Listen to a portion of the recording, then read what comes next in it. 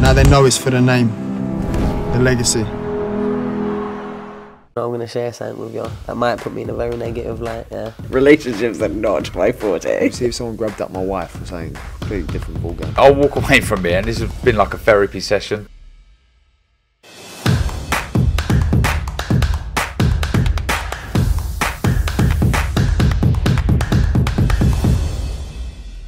This is Umar Ahmed for IFL TV, proudly sponsored by Everlast. It's the start of Eubank Benn fight week. I'm joined by Gareth Davies. Before we discuss Benn Eubank, and we will do, of course, throughout the duration of the week, Gareth, obviously the big news today, Eddie Hearn has said that Fury Joshua won't be happening.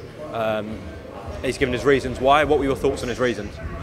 Well, I mean, I maintain my position as of last week, which is they've backed out facing. They've decided in the long term that it's better for Anthony Joshua's future if he avoids a loss against Tyson Fury now, and there's a big chance of him losing, and that they're stalling in a way, and they're stalling and not finalising the contract. I know that there's great frustration on the other side, the Queensberry side. I'm not siding with him over that. I'm going on information I've been given. I'm looking forward to talking to Eddie Hearn here tonight at the Chris Eubank Conor Benn Media Week launch. It's amazing here to be here. It's fantastic here at Tattoo at Outer Net, Tottenham Court Road. Yeah, I think they've just they've weighed it all up, and they've decided that it's not in Anthony Joshua's interest to take this fight right now. And I think it's, I think it's as clear as day, really. You know, just look at it. Why would Fury worry about fighting Anthony Joshua? I think if Fury lost to one of them, he'd just put his hands up and say, I lost, the better man on the night. That's the end of it. We all got excited a week and a half ago, that they might just get this over the line.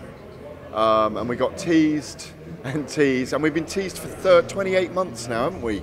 If you go back to June 2020, when Tyson Fury announced that two-fight deal had been done, 28 months, and we may never see this fight.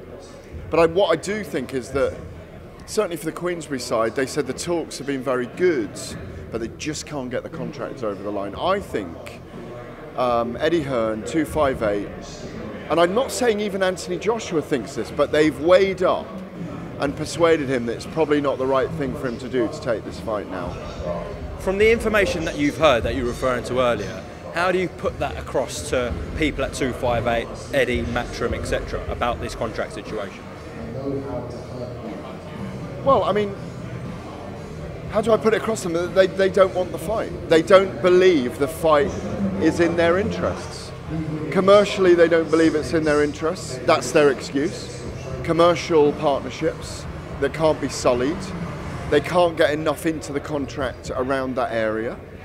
Did you see that? I haven't seen. I've just got away from sleep and hospital and all sorts. A couple of days ago, Queensberry offered an independent arbitrator to be appointed. To sort out commercial dealings. Yeah, I did, and they obviously don't want to. Otherwise, they would have looked at it.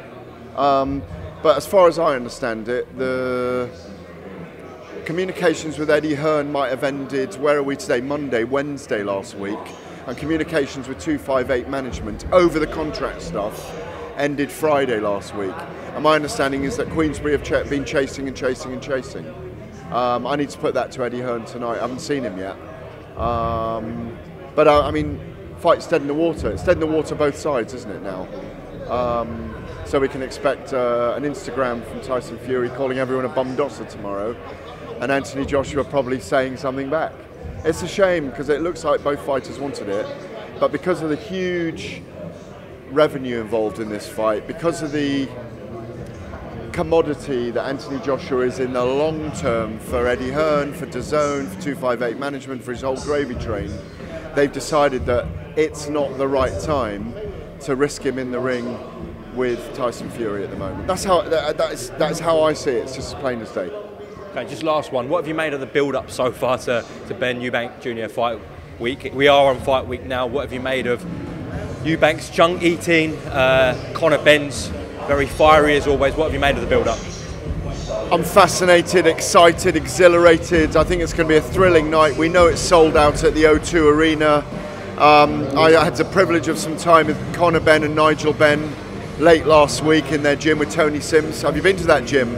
It's hard to find it in the Romford countryside. Unbelievable. It's like literally looking for a needle in a haystack. Relieved when I got there.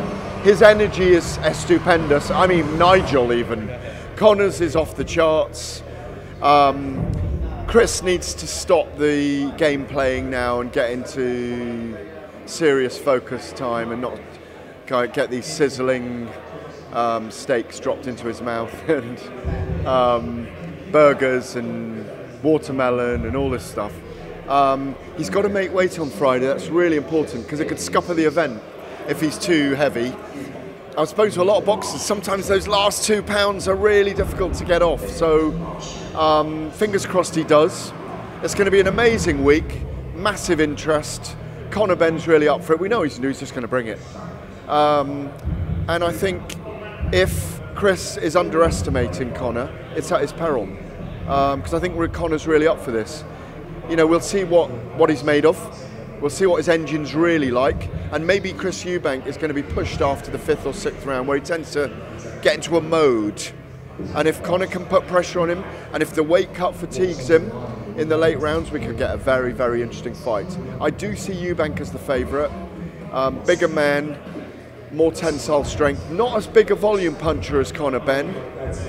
He's going to have to fight him, is Eubank.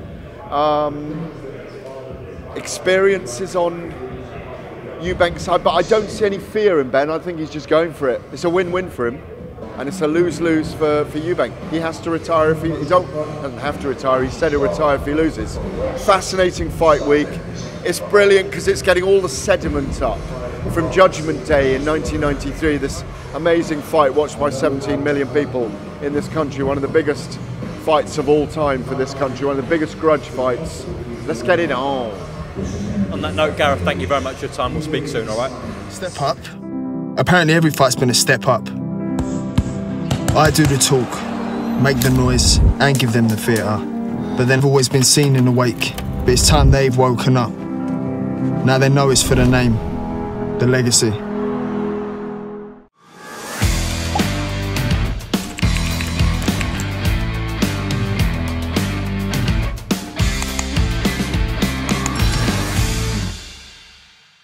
I'm going to share something with you. That might put me in a very negative light, yeah. Relationships are not my forte. See if someone grabbed up my wife or something. Completely different ballgame. I'll walk away from it, and this has been like a therapy session.